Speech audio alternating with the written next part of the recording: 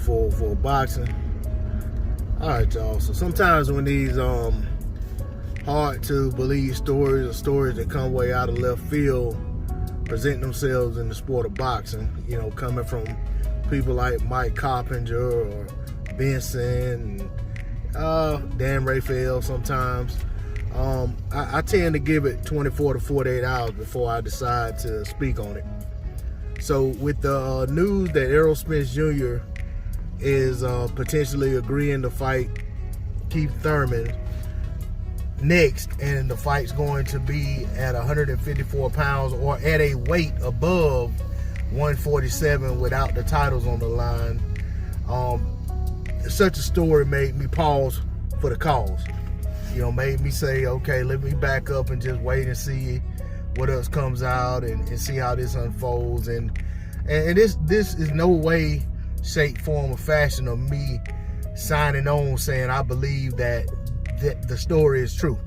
I'll believe it when the fight's signed, and I'll believe the fight's happening when they're in the ring, just because that's kind of the nature of boxing. All right. So when it first broke, my knee-jerk reaction was that it didn't make any sense, and I had to call BS on it. I couldn't fathom why Errol Spence Jr., a man who said he'd never fight Keith Thurman because of how Keith Thurman, handled him when Keith Thurman had the ball, so to speak. And or when Keith Thurman was the man at 147 or viewed as the top guy, he wouldn't give him his shot. And I understood that, okay, Errol Spence is a champion of the WBC. For whatever reason they saw fit, decided to mandate Keith Thurman, make Keith Thurman the mandatory, and force Errol Spence Jr. to fight him or lose his belt. I understood Spence taking the fight, and I never agreed that Spence shouldn't fight Thurman. I felt like it was a good fight. I mean, it was a better fight a couple years ago, in my opinion, than it is today. But then again, who's to say? Maybe it's a better fight today. A lot of things are happening with both guys. Keith's had time to heal. Errol Spence has had some things happen. He's got more wear and tear on him. And, maybe it's a better fight. Who knows? But for me, I just couldn't fathom why, if he's going to fight him and he has to fight him for the sake of, keeping his title, if he goes up to 54 and fights him at 54, then that's not his mandatory. He's not meeting that mandatory obligation at 47. He's not defending his titles at 47. So I couldn't see what's the angle there. What's to be gained. You're fighting a guy you didn't want to fight, and you're not even fighting him in the division that you guys both campaigned at.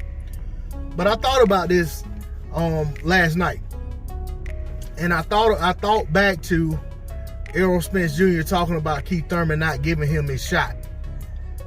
And I said, well, maybe the compromise here is that Errol Spence Jr. will give Keith Thurman a fight, but just like Keith Thurman didn't give him a shot for a title, and he didn't give him an opportunity to unify with him, maybe Errol Spence Jr.'s compromise is, okay, I'll give you a fight, but I'm not giving you a shot at my titles.